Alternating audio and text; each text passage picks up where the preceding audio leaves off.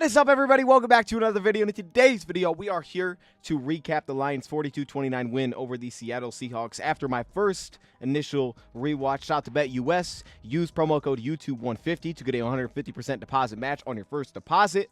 Today, we're going to dive into this Lions-Seahawks game, show some key plays in this game, talk about what stood out to me from watching it back for the first time, not the all-22 version, just a condensed version, watching it back for the first time, taking notes, and what stood out in this rewatch of a game that was absolutely insane on Monday Night Football, but that we had to have heading into our bye week. So let's get it started. Before we get into today's video, I want to give a shout out to BetUS. Use promo code YouTube150 to get a 150% match on your first deposit. You can get a 125% match on your next two, but 150% match with that promo code. That's universal, YouTube150. Now, over here, we can see the early spreads for week number 5. Of course, our Lions don't play week number 5, but this gives us an opportunity to check at what's going on around the league. Watch everybody else in the league because we don't have to just be focused on our Lions. And man, a couple of these early spreads that stand out for me that I'm really intrigued by. Minnesota only favored by a point over the Jets, who just lost to Denver. It is a shocking spread. That's going to be the early game in London. Weird stuff could happen. I actually really like the Jets in this one. Obviously, I'd love to see the Vikings lose, but anytime I see a spread that's that tight, that doesn't feel like it should be, it makes me think that maybe they know something that I don't know. So I probably should be looking at the Jets for this one. So I really like the Jets early in this one because that spread just feels too weird. The other one would be San Fran -8 against the Cardinals. I like the Cardinals more than that. I think they can keep it closer than 8 points. So I'd say it early. I'd probably lean towards the Cardinals to keep it closer than 8 points, though I'd probably take San Fran to win that game outright, but I like it closer than that. And then we got a straight pick 'em, at least as of now. Lines could change. BetUS. Dolphins-Patriots. That is a disaster of a football game. It's a disaster of a football game. But it's a straight pick 'em.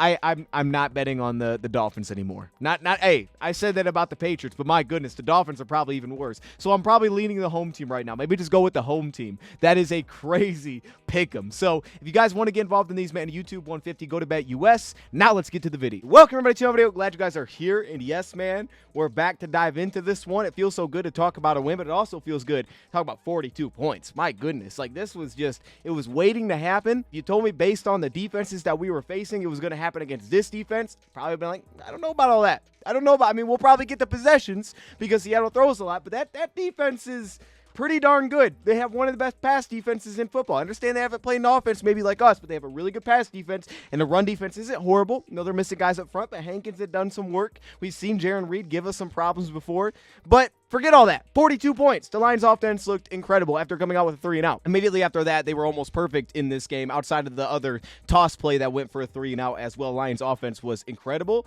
And then defensively speaking, a really nice start. The first half was awesome. Second half, some things got loose on us a little bit. I thought maybe in some ways we were kind of playing a little bit safer, but we missed some plays, missed some tackles, let some things happen, and all of a sudden they scored a few times. But when we needed it the most, and as Dan Campbell said, you know, you got to be able to play different ways. Like how the offense, when we win, would show up when we needed it the most. They ended the game against Arizona last week with the ball in their hands. This week, it was the defense when we needed it most to end the game. The offense did their job. The defense sealed the deal. Wasn't perfect by any means. Sealed it basically twice. Once in the red zone, and then coming back on the other side once they got it after the safety and getting the interception for Kirby Joseph, who is now the new closer. Dive into this, man. Let's roll through some of these key plays, and we'll talk about the things that stood out when watching this back. So DK Metcalf on like this comeback route versus Carlton Davis one-on-one, and this one was completed early in this game. But this was a sign of things to come. This was going to be a matchup the Lions were going to roll out there over and over in this one. I mean, we had some man, we had some zone, but these two guys would go at it, especially when they went to some of those cover 3 looks, which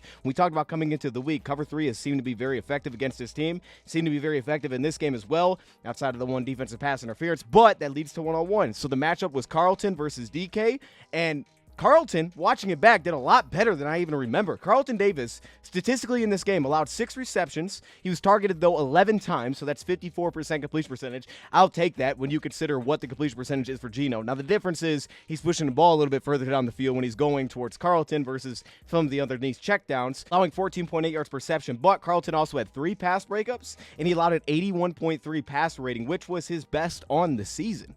I'll take that. 81.3 pass rating against DK Metcalf, and he was basically just following him around. It felt really good to have that piece. Go take DK Metcalf, stick with him. It wasn't perfect, but man, it was a back and forth battle. He showed up when we needed him most. He got a stop in the end zone with a play that was almost picked up. Maybe should have been offensive pass interference. The guy showed up. So DK won the first matchup. Let's go cover one. And this was a little back shoulder pass. You get a little bit of pressure from Levi, who showed up in this one. And this pass was incomplete. Carlton Davis in coverage there. So again, right back at it. Right back at that 1-0 matchup. This time Carlton wins that matchup. There's one thing about the defense that I think could have been better is at times being maybe just a little bit more unpredictable in terms of maybe the scheme that we were going to go to, the coverage scheme that we were going to get into based on down and distance. I thought a couple of times that got us into trouble just because it was a little bit predictable and they had some nice beaters for it. But early in the game, Lions seemingly going quarters here. Obviously, I can't see the all 22 on a 3rd and 12, but really what I point out here is just a key tackle by Malcolm Rodriguez out in space to get us off the field on the first drive defensively. So, we go out 3 and out, but for our defense to get them right back off the field, defense wasn't perfect, but they were very timely in this game. They got us off at the end when we needed to, and then at the beginning of the game, they didn't allow us to fall behind. And that was such a crucial aspect of this game. I think it's why the Lions, I believe they elected to receive. I think that's what it was.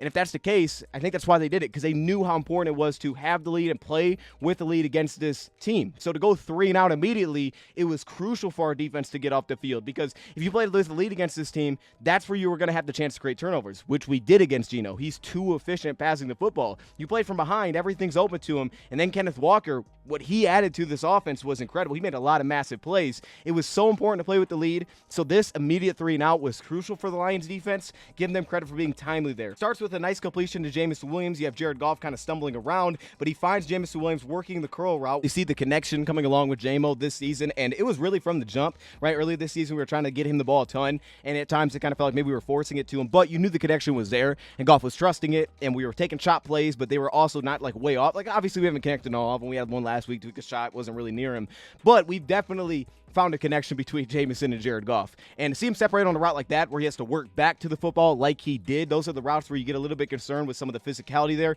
and he did that against length, and he made the play.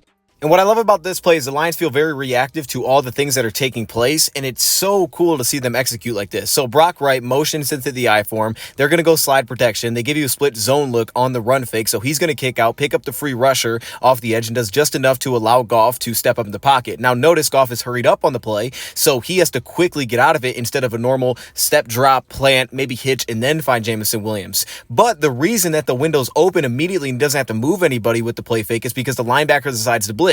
The interior pass protection's on point with guys like Zeitler, so there's still a big pocket for Goff to stand in after he stays on his feet. But then also on top of that, as you get that free rusher, now it's vacating the zone, which he would be, so Goff has a clear pass to hit J-Mo. So everything still stays on time, even though it gets thrown off of time and off of schedule. Plus, on top of it all, J-Mo separating at the top of the route, which we knew was possible because we said coming in week 1, you could separate at the top of the route. We said in the preview video, and J-Mo does it immediately. Beautiful to see it all come together. Picks up the first down, and Goff really only had a couple options. That one or the tight end kind of working the wheel route on the play, and that was great. Obviously, you saw linebackers bite really hard on the play fake there. The play action was super effective in this game. We got a lot of early, kind of that cover 3 look, which we see a lot in the league now, and again, such a good pass defense. Like the position that we talked about attacking was the linebackers, and the Lions were able to go at that over and over with the play action attack. It was better than I even anticipated. I thought that was the spot of the field to attack, and not only did the Lions do that, but they did it at a perfect level. They were 18 of 18, right? I thought that was the spot to attack. It's a great back end, so you got to attack these backers, maybe even the safeties. They did that, and they did it at such a high and consistent, efficient level. It was incredible, but it got started with Jameson Williams working back to the football. Another attack over the middle of the field. This is Amon-Ra St. Brown. They kind of hit that dagger concept against the cover 3 look. Again, linebackers, you get those guys downhill. St. Brown separates against Devin Witherspoon, which was kind of the matchup I expected to see. I didn't think St. Brown would be maybe like have a massive game, because I thought Witherspoon was going to see him a ton, and that guy is awesome in coverage, which is why I thought Laporta would be that guy that emerged in this game, which I would say he kind of did. I mean, look, he hit the parlay. It was his best game this season. He wasn't incredible, but he hit the parlay. But this was beautiful. Like, to see Saints separate on this, and then obviously the concept was perfect for cover 3. Right? You pull the free safety out of the play, but it's all set up again by the play action. The linebackers are aggressively biting downhill, so you open up that passing lane, and you pick up a first down to St. Brown. We'll talk about later Tim Patrick getting involved in a similar look, and it's great to have Patrick in those spots because the size, you just feel it. You're like, hey, Goff can just throw it a little bit higher. He doesn't need the linebackers to bite as far down on these plays because he can just go over a lot of linebackers, right? A lot of linebackers are 6 foot, 6'1", especially now you're getting a lot of shorter backers. You can go over those guys when you have Tim Patrick breaking the middle of the field versus Amon-Ra St. Brown. This was a couple things that we talked about. I talked about, wanted to keep the wham blocks in play. We saw one of those in this game. It wasn't great. KO kind of lost a block, but I was talking about the duo runs. And this was one of those weeks where it's like, man, I'd like to see us just get downhill against this team. I think you're capable. I think we can do that in this game. And that's exactly what the Lions did. Backers, again, I don't think they're great. They're going to fill aggressively, but I think, you give them options and choices. You can have misses, and it shoots forward for a good Lions run. The fact that the Lions went to that, especially with KO'd, even sometimes, going behind KO'd. I love that they did that. It played into his strength, but it also just made sense. Like, hey, sometimes we can go downhill. Not everything has to be zone, outside, stretch. We can get downhill against these guys because we do have people movers in there, especially with KO'd in the game. So beautiful to see them start to kind of implement that. Defensively, obviously getting the forced fumble by Jack Campbell sets the offense up again. Now to go up 2 scores, which was just ideal. And that was such a swing moment of the game. I mean, really, when you look back at it, if we don't have that play, could be a completely different game. But you get up 2 scores, you basically gain an extra possession. The only time Seattle got that back was at the end with the safety, but by that time, it was a 2-score game. It was kind of over anyway. So we really got an extra possession with that huge defensive play by Jack Campbell and Carlton Davis nearly scoring. Also, one of the receptions that Carlton gave up to DK Metcalf trying to jive on the football nearly came up with the pass breakup, and that drive stayed alive where it was a 3rd and long, where they kind of run that little pick play, and we end up missing a tackle. Meek Robertson does, and he ends up picking a first down. One thing that was a real positive for me, and there was like a stretch there where it wasn't great, but for a lot of the game, early down defense was really strong, specifically first down defense, stopping the run, limiting first down pass plays, potentially creating some negatives. We did those a few times, just a few crucial times in this game. We were nice. We were really good on those early downs in this game, outside of a stretch there in the second half, which we'll talk about. But that, I thought, set us up so much. I mean, it was truly just they're picking up too many 3rd down and longs. But if they're having to live in that world, that's the position that we need to get teams into, right? That we can live with that, I think, if you can get teams to that spot, especially this team, because statistically coming in, they weren't great on 3rd down. They just didn't get into a lot of 3rd down situations. But the Lions on early downs did their job. The weird thing is they just didn't get off the field nearly enough on the 3rd down. So we'll talk about some key or specific examples there. It's a nice play by Brock Wright. He picks up the first down after a run that really went for nothing. They got a yard on first down. So then you have the Brock Wright pass, which was, when you look at it, kind of passing it off underneath, with the edge rusher and the linebacker on the play. You can see with Goff's eyes looking to St. Brown. They both pass it off to each other. So then he finds Brock Wright, who kind of settles himself down, picks up the first down. So it's great to see that pass game open up. Again, we talked about the tight ends attacking these backers. Once again, going right at the linebackers. It was awesome to see the way that they did that, and they found the right matchups in this game. And it was Brock Wright, actually, that got way more involved than I think people would have expected in this one, and I even expected in this one.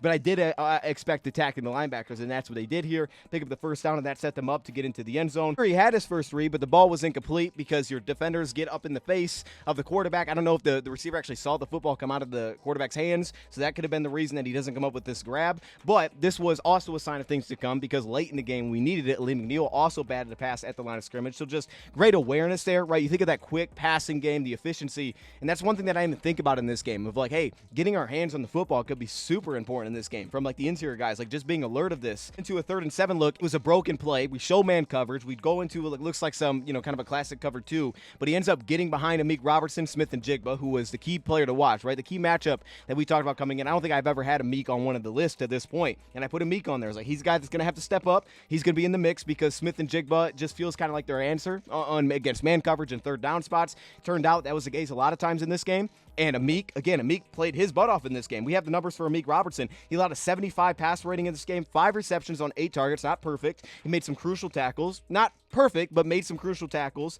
and he had a second lowest pass rating allowed on the season. So again, another guy that you knew was going to be in the spotlight showed up in this game, but in this case, they get behind him, they pick up the first down. But it's a 3rd and 7. I can typically live with that. The play just goes on too long. Geno does a great job getting off script and being accurate, and that's what he is. That's why Geno has been so good this season. A great pass breakup by Carlton Davis, 101, DK Metcalf, cover 3, which again, something that we talked about. I thought cover 3 was the most efficient. I just don't know how much the Lions were going to try it because it would leave guys 1-on-1. Well, here they did it. Pass breakup, Carlton Davis. DJ Reader gets some pressure. DJ Reader was awesome. DJ Reader obviously had the sack. I noted him with pressure here, but DJ Reader against the run, man. If you just watch for DJ Reader, you'll notice him over and over and over against the run at the point of attack, living behind the line of scrimmage. We'll talk about him a little bit later. In the second down situation, Lions going cover 3 again. They're going to blitz out of it, but they're going to drop Pascal. So they set up a screen, pick up a few yards, and all of a sudden, 3rd and 7. Like this is, again, right again. So the first time it doesn't happen, but this time, this is where you want to get him. 3rd and 7. That's where you want to get him. They're converting like 36% on 3rd down. Spot Lions go cover one blitz.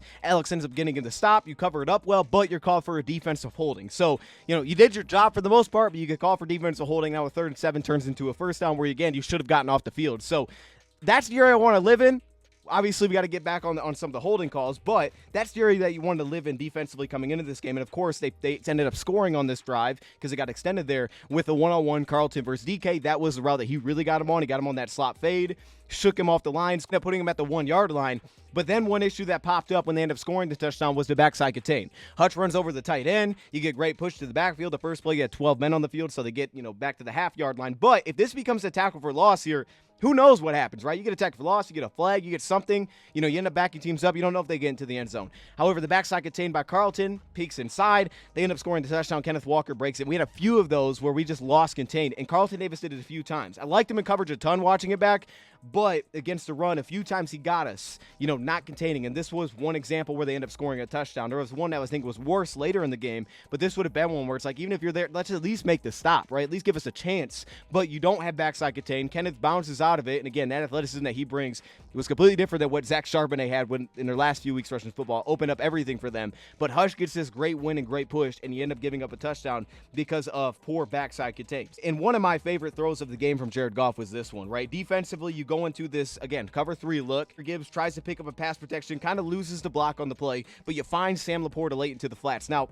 not maybe the best way to point this out, but I loved the blitz pickups in this game. From running back, for the most part, Jameer Gibbs was awesome here. Tight ends were blocking really well in pass pro. Like, the blitz pickups were on point so much of this game and so many of these play action sets where even when, you think about the 70-yard touchdown, we'll get to that, but like that gave teams so many problems, and we end up scoring a touchdown on that because we're picking up on these spots. But this brought me back to, and I said this after the game, this brought me back to Jared Goff at the end of last season. This brought me back to playoff Jared Goff, which was, hey, finding, this read really late on the play across the field, but finding Sam Laporta into the flat. That's what this brought me back to. And of course, you just give these guys a chance, right? We know what Laporta is capable of after the catch. We haven't seen it a ton, but we started seeing it in this game. Shakes the guy, gets the face mask.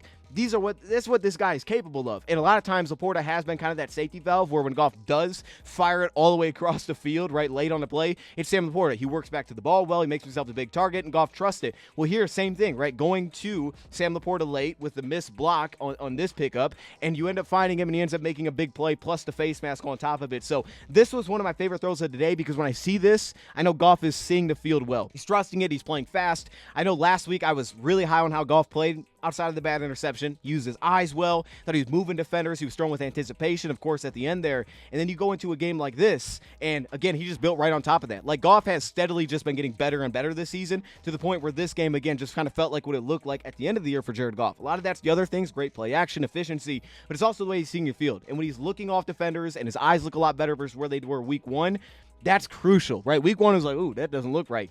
All of a sudden, we're here at week 4, and he's looking great in those areas. So we've seen steady progression from Goff. I thought last week was a huge step, and I guess it's not a shock that he built on that, just put together a perfect game in this game in terms of completion percentage because of how it looked last week. Ben Johnson, right, Lions go 5 of 5 in the red zone. Give him credit. Obviously, they call it the Philly special, but we ran it before them. Okay, we threw it to Stafford, and then Philly picked it up, and it was Philly special. Anyways, we ran that. We scored a touchdown on it, but this was like a heck of a play, right? Because Seattle's going to play zone in these goal line situations. They don't just play straight man. So, they're playing this red 2 coverage, those kind of things. So get zone coverage to utilize the short motion with Saint, where a lot of times that's the pin down block, and then kind of just settle him in, and then you roll everybody one direction. Linebackers pull the play again, attacking the backers, and you just find Saint kind of sneaking underneath. He picks up 5, goes to the 1. If you score a touchdown, it's a bigger deal. But the point is that's still an awesome play by Ben Johnson, right? It's not the touchdown. It's not the flash that St. Brown was, but this was just like an awesome little design that Ben Johnson had. Again, he's been very creative recently in the red zone. Defensively, you end up getting a free rusher sack, and this was Malcolm Rodriguez, and this was one of the great examples of showing one coverage, getting him beyond his first read, which happens because, you get the edge rusher drop out. He has to get beyond his first read, but you also get a free rusher on top of that, which was difficult, but we knew if it was possible a few times, we could get sacks because that's how other teams have done it. And it wasn't going to happen a lot, but if we could. So you disguise coverage to the point where Alex is dropping the safety, right? It looks like cover 3 maybe pre-snap. He wants to go, to the left side first. Edge drops out, doesn't like that. Then once he gets away from it, you get a free rusher. Here comes Malcolm off the edge. Duracell's dropping back to safety. You go to what looks like a cover 2 blitz. You end up getting a sack because of a free rusher. But then again, remember, they end up converting and keeping this drive alive because they pick up a 3rd and 16. Like, the Lions were doing a nice job getting them to really bad spots. We just didn't get off the field. Now, this one, a lot of credit to them, right? 3rd and 16, they run their own kind of lateral play where the Lions are going into zone coverage. You know, it looks like they're kind of maybe in some quarters look and thinking, okay, just rally and tackle. This is where Seattle, credit to them, they did a good job, right? We get on the 3rd and long. We kind of got a little basic, like let's just keep it underneath and rally because we already did that once. And then you do it again, and this time you go to zone. Everybody's attacking the football. You throw it to the swing back and Zach Charbonnet. He picks up the first down to keep the drive alive on a 3rd and 16. Ultimately, did get off the field in this drive because I wasn't sure if there was a punt. There was a punt. Here was the punt. 3rd and 10. Again, Lions getting into a really good spot here, and the Lions go cover one blitz. There's a one-on-one again. Once again, DK Metcalf versus Carlton Davis. Pass is incomplete. Josh Reynolds gets some pressure. They try to go to the fade route. It's incomplete. So Carlton Davis one-on-one. The matchup wasn't perfect, but it was like, where is that matchup going? Can we stay into this? And I don't know how Glenn felt. Maybe he didn't love how it was going, but man, I'll tell you what, it went pretty darn well in my opinion. So you get that incomplete pass. You know you're going to have to live with kind of both sides there, that it's not going to be perfect. The defense side of the ball, just to give DJ Reader some love here. Again, early run play. So they come out, they have the toss play 5 yards. Like, oh, okay, there's some effect to this. But then they force him into a 3rd and long. Why? Because DJ Reader, blown block on the play, but it's created by DJ Reader. A defensive back step down. Terrion gets in. Kirby gets in. They lose a yard. Now they're into a 3rd and 6 situation where they end up getting a yard short on the play because they end up setting, again, a little pick play on Amik Robertson. Then they get to QB sneak. That's how they keep their drive alive. But we force them into 3rd and 6. Again, that's the world that we want to live into. We definitely need to be more aware of some of these pick plays that teams are going to try to do against us. Seattle had a great plan for that. We also didn't switch off a lot of routes in man coverage either, which I thought gave us some problems. That was really the biggest thing, is this, these rub routes that they were creating. Hasn't been an issue to this point. Was an issue in this game. That'll be something I'm sure other teams will bring up against us. Maybe we'll alert the officials to be aware of it as well going forward. But Seattle, really good plan. Again, going back to the defensive side of the ball, right? So they pick up the first down. You get another stop, short yard run. And then on 2nd down, it's Carlton Davis with the pass breakup. Pass was behind, nearly picked it off with one arm. He's reading through the quarterback. Again, one-on-one, cover one. He's trying to roll out, reading through the quarterback. Pass goes behind him. Carlton nearly comes up with an interception. Then you get him into, again, 3rd and 8 situation. You got to get off the field here, and the Lions don't. Now, this was one that I just didn't like at all by the Lions defense, and mainly because this was on film, right? They like these clear outs on 3rd and long. So we knew this was coming. We said in the preview video, like, this is what they did. They do clear outs. And for the Lions, shaking it up, they're like, hey, let's not go to man, right? They go to zone here. It looks like cover 3. But you go to zone coverage, and you're also losing an already defender because they're blitzing. I wouldn't have blitzed as much. Glenn wanted to blitz. You want to get the ball out fast. I get it. I wouldn't have done it, but he did it. Either way, though, you set up basically just a clear-out route. You clear it out, you throw the drag, and he picks up the first down. Anzalone can't get over there in time. They pull Amik Robertson out of the play, and that's just one thing that stunk because you know he's going to have to drift back with it, but at the same time, this is on film. This is what they like to do in these spots. So you give the first down, which was tough here, and that keeps the drive alive on 3rd and 8. The running back screen, which I think was a good example of just missing Derek Barnes. Like where do you miss Derek Barnes? Spots like this, right? Ben Neiman out there in space. Maybe you could have called a hold here. I don't know. But the point is, this is where you miss Derek Barnes. You miss that length. You miss the ability to shed here because this goes from a play that possibly could have been very minimal on the play to all of a sudden it's a very positive pickup for the offense. I think it was 9 yards on the play because of the fact that you weren't able to get off the block. And then all of a sudden we're trying to race over there and he picks up a really positive pickup. Play is the defensive pass interference. They get Carlton Davis. Lions try to go back to that cover 3 look. They try to blitz it. They're getting the ball out fast, but they're forcing the shot, which to me, that was what I said the plan was. I said you want Geno taking shots. You didn't want him living in efficiency world of like check it down, run after cat. That's where they got us into trouble in this game. If they were getting the ball out fast and it was completion 8 yards, it was like, oh crap, we can't get a stop. But making them do this, you're going to get variety. You're going to get some great plays by the offense. You're going to get some hopefully good plays by the defense. We'll see where that lands. And we did enough good in those spots to get off the field. I was very okay with this. I wanted them to push the ball. Right? Like I said, there's certain teams that I want to make them work for everything. There's other teams where I'm like, hey, I'm okay with you pushing the ball. We just need some of them to go our way. In this case, it didn't. We could call for a defensive pass interference, whatever we want to think about the call. But we also got a little bit of pressure from Mekhi Wingo, which was nice to see on the play. Either way, though, they got him with the defensive pass interference. That ends up setting him up for the touchdown. Create kind of a rub route. They use the boot play. They score a touchdown. That's how they cap it off. So the offense has to respond. They do because David Montgomery just took over the 40-yard completion. I won't show the game. Everybody's seen it, but it was insane. 40-yard completion. And then the find by Goff to Tim Patrick.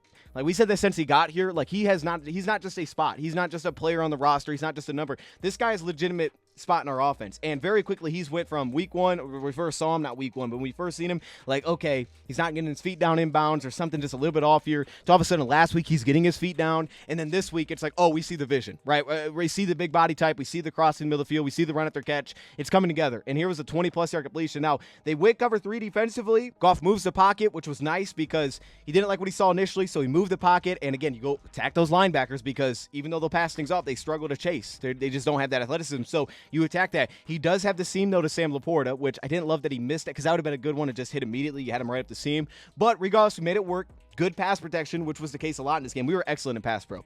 Excellent in pass pro. And you could see that from the jump. Even that first drive we took the sack, you knew, like, oh, there was a lot of time for Goff there. Excellent in pass pro. They had to blitz, and we were picking that up low. We were so good in that spot in this game. And KO was great in pass pro. KO was worse as a run blocker. If you'd have told me that had been the case, I'd be like, I don't believe that. He was. He was a worse run blocker in this game, I think objectively, than a pass protector. He was a great pass protector. But here to move the pocket, find Tim Patrick, 20-plus yards, and it's just a beautiful response for basically Dave Montgomery to take over and then Goff to make a good play. You end up scoring a touchdown there, which was, again, the little special setup play that the Lions had. But then we get back to the defensive ball, and it's like, okay, what was going wrong here? And again, sometimes it's just a plethora of things. But you look at it and you're like, these things can be better. These can be fixed. First off, big run on a toss play. Terrion Arnold peeks inside. Kirby feels kind of slowly, but Terrion then peeks outside. If Terrion stays outside, maybe this is a medium run. Turns to a big run because last second Terrion jumps inside like Kirby was already inside. Boom, he's got a big lane, and Kenneth Walker's running his butt off. Like, it wasn't like he was struggling to get in and out of cuts. He breaks outside, picks up a huge play. Spot that we want to, 3rd and 8. This is where we should get off the field again. We were living in these spots. This is fantastic. If you told me we got this in this many 3rd and longs, I'd be like, oh my goodness, we shut this team down. And we should have, but we didn't. And this is one where it's kind of just tricky because you're trying to disguise it. You bring quarters, but you go into like a quarters look, but you're blitzing it. So now you only got 2 underneath defenders. But on top of that, you're dropping out Levi into coverage and a safety. It's a similar look to what we already saw, right? Malcolm Rodriguez got the free rush here. Kirby Joseph gets free on the rush. You should have a sack. You missed the sack. Just got to execute.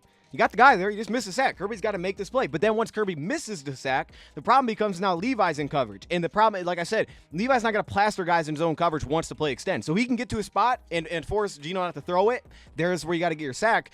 But the problem is if he extends the play, now Levi doesn't really help you much in zone coverage. And that's what happens. They end up picking up the first down, which was still a great throw right by our linebacker. And the other chunk play they pick up on this drive, right? Lions seem to go to some cover 6 here. They did this a few times in this game. But one thing that we talked about was like, hey, linebackers. I had put all the linebackers and players to watch. So like, look, got to be aggressive underneath, right? They want these efficient plays. They want to get the ball fast. He's going to eat up with his tight ends. And you could see that there was aggressiveness with the linebackers. Like here, Jack Campbell aggressively drove down in this underneath zone, but you get kind of the double move here from the inside receiver who kind of sticks it and then works back up the middle of the field, almost like a little bit of like a jerk route on this play. Not really a stick, not like a jerk route. And because that Jack Campbell bites, now he gets behind the linebacker, and that's where you get the big completion on the play. So the aggressiveness, and you could see that because the very next play that we had, again, aggressiveness underneath was good because Jack Campbell dives underneath and he forced an incomplete pass. Now Terrion was called for a defensive hold here, but you could see the aggressiveness and it paid off. Just in that case, they did a nice job of having an answer to like, okay, let's go get a little double move underneath here.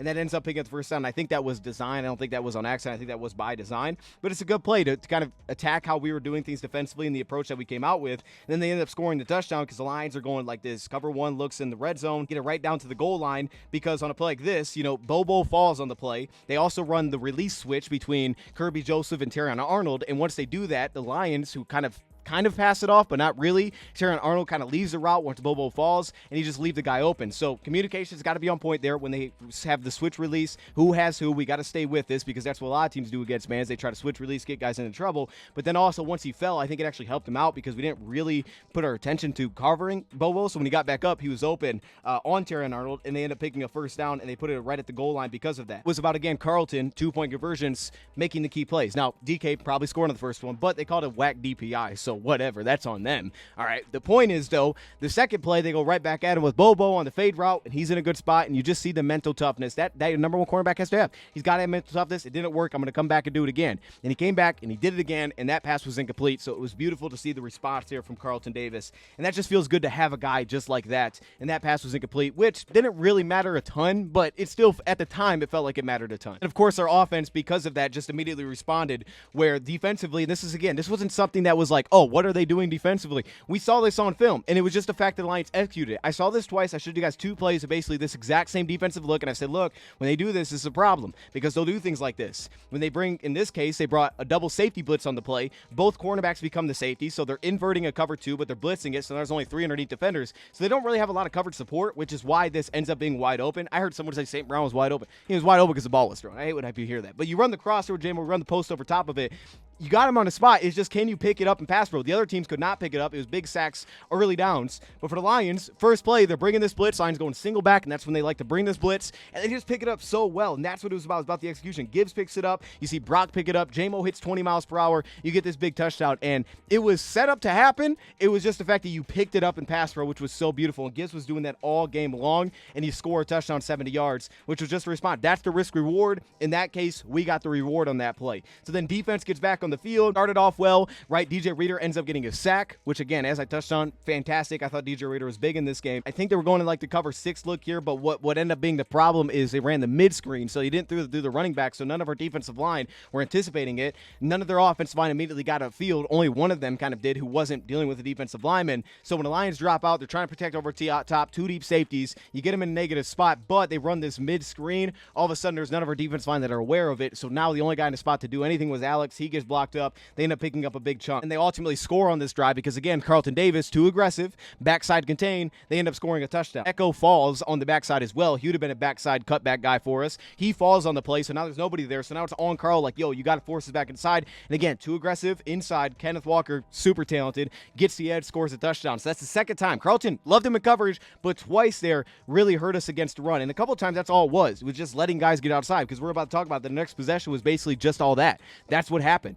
Because you get back out there on offense, and the offense stalls, which was why the defense was so clutch. Because, you know, now it's like, oh, hey, 1-score game. All of a sudden, we might be in trouble here, because the offense goes out there, and it's a good run to start off with, which I loved it, 7 yards, and you go outside zone, but instead of Sewell just like down blocking, notice how he kicks inside, gets up to the backer against Kevin Zeitler. He's like, let me kick inside, get up to the linebacker, and now I can spring this run rather than just down blocking. Awesome adjustment there from Sewell.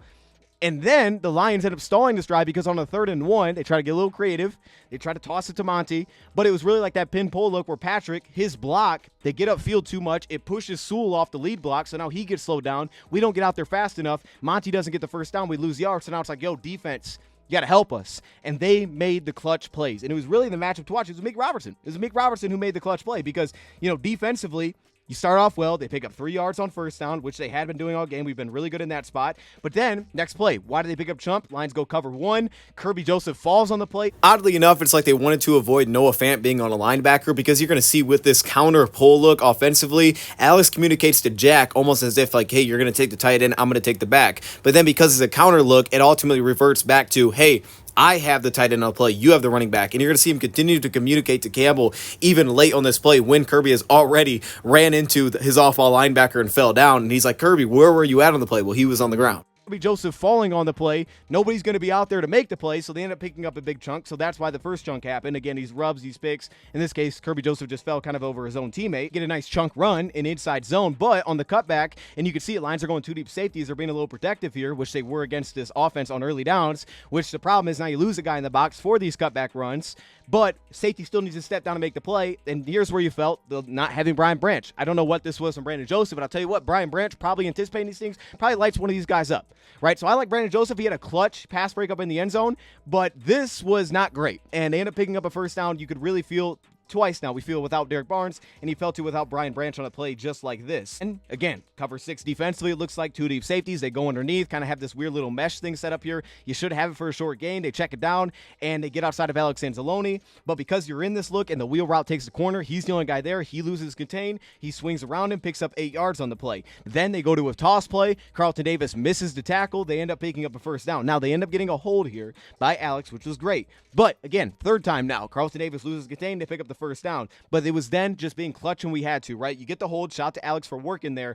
Then on the 3rd down and short, the Lions, instead of going man, which they were constantly doing, they went zone. So they're doing all these rub routes. Aaron Glenn switches it up like, hey, we're going zone here. We're going cover 3. We're going to take the risk one-on-one, but we're going to cover 3 it. And because of that, Amik Robertson stays on top of the angle route, breaks it up with excellent timing, puts him in a 4th down spot. We're on 4th down. The Lions, while they go back to man coverage, they get called with the rub route offensively, and that ends up getting us off the field. So shout to the little wrinkle there. Now we went back to man, and they had a guy open with a little rub set up on the play, but they end up calling it for offensive pass interference. That puts our offense back on the field. We end up working the ball down the field, scoring. We get that red 2 look from them in the red zone. We have a great beater for it. Goff's eyes, a little pump fake, kind of pulls the corner in. We know they like to play this zone. So again, Ben Johnson was on his game, and he wanted to score. Like, this dude wanted to put the dagger in this team. You know, you pull the corner inside, you hit it to St. Brown, toe tap, touchdown. Now you're in a great spot. And then again, defensively, now it's just about kind of finishing off the deal, getting off the field. And a couple of key plays here for me were this. First off, Noah Fant, this was a nice play. Lions going cover 1. You can just see this is where Geno's so good. He's getting the ball out so fast. He anticipates it. He sees man. He's just hitting this wheel immediately. Doesn't need to see it develop. Hits it, first down the play. But then Amik Robertson, clutch. They run this drag route, first down, picks up 4 yards. Why? Because we don't miss this tackle. All these miscontains, missed tackles, this time we don't. Amik Robertson, clutch play. They end up picking up 4 yards, kind of wrap things up within this drive. We make a huge goal line stand, which was just guy after guy making a play when they had to make a play within the end zone, right? Aleem McNeil backs a pass down. As we talked about early in the game, we kind of got a sense of that, and kind of this cover 1 look. They were having a rat, and they had one free safety, and you get that. Second play, Alex Anzalone drops an interception. Third play, they kind of try to throw it back across the field. They tried to roll out. Nothing was there. Try to throw across the field. Carlton Davis, beautiful coverage, almost was a pick on DK Metcalf. Then the fourth play, Terran Arnold kind of sticks with it. Not the best coverage, but they didn't expect the snap, so nobody really got open on the opposite side. So he just floats it up to Terrion, and Terrion sticks with it. All these flags, mental toughness though, that'll stick. You got mental toughness to respond. That's huge. You get a bad play, and all of a sudden just things start crashing. That's a problem. But he responded. He stuck with it. He stayed aggressive, and that's what I love about. Him. And I think the Lions coaches are instilling that. Like, yeah, we want to get these down, but we also need you to stay aggressive. We also need you to be you, and we need this mental toughness. Carlton has that. That's why we can put him on the best, and he can lose, and that's okay, right? You're not going to just shut everybody down. It's not realistic. You're in the NFL. They have great players too, so we need Terran to become that guy as well. And I think these little flashes are great, where he sticks with it, passes incomplete, we get us off the field, and then obviously Kirby Joseph kind of finishes it all off with his insane interception in the end zone. So first down, defense, there was so much good there. We just got to get off the field on 3rd and long, and there's kind of a plethora of reasons, but contain missed tackles at times, sometimes just great offensive plays. The 3rd and 16, Lions had a ton of creativity though in the red zone. Obviously 5 of 5 touchdowns, beautiful there. Ben Johnson was on one. I still don't understand the decision to try to take a shot. It is what it is. I mean, it didn't really hurt us even with the safety, but it was still weird. I was like, all right, Ben, you're doing too much. We're doing just too much in a spot like this. But that being said, Kirby Joseph had a clutch pass breakup in the end zone. You know, we were up 2 scores, but it was still a big pass breakup in the end zone, and that's what we know his specialty is. Not as much so of the man coverage, but that forced Kirby to step down a lot. He played a lot of man coverage. He handled business. It wasn't like we felt like Kirby Joseph was ever really getting picked on, and of course we needed most. Drops into that 2-man look, try to disguise it, gets the ridiculous interception. Kirby has been awesome because he's just put more on his plate, and he's just accepted that role without Brian Branch. Would like to see Lions at times be a little bit more unpredictable by down and distance defensively. That's the big thing. That would be the one thing there. But I do like their game plan coming in, the quarters early. I like that they were willing to play cover 1. I don't know that I would have blitzed as much as they did. I love the fact that Carlton was just sticking with DK Metcalf, and man, he rose to the occasion. And for the Lions offensively, they attacked the cover 3. KO'd showed up. The running backs were incredible. Great pass protection from Gibbs. Awesome running by David Montgomery. And obviously Goff was perfect throwing the football. Can't ask for much more than that. We scored 42 points against maybe the best pass defense in football heading into the game statistically. Average run defense, we ran the ball well. Average run defense, though, statistically speaking. But it was great red zone offense. It was really not turning the ball over outside of the safety. And Goff was amazing against a great pass defense. And they did it through efficiency. They did it through play action. They did it through the bread and butter.